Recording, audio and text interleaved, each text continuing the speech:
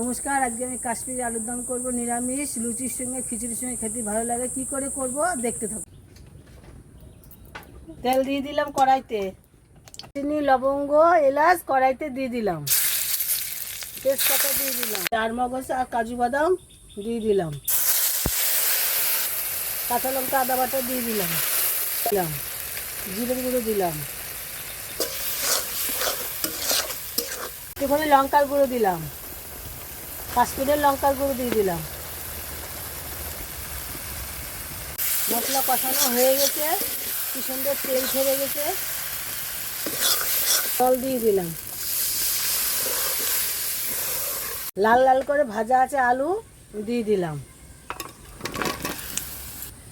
পরিমাণ মতো লবণ দিয়ে দিলাম।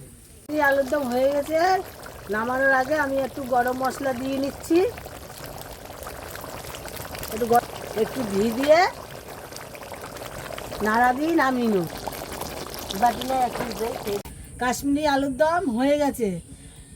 আপনারা নিরামিষ দিনে খেয়ে দেখবেন এইভাবে রান্না করে। আপনাদের যদি এই ভিডিওটা ভালো লেগে থাকে চ্যানেলটির পাশে থাকবেন।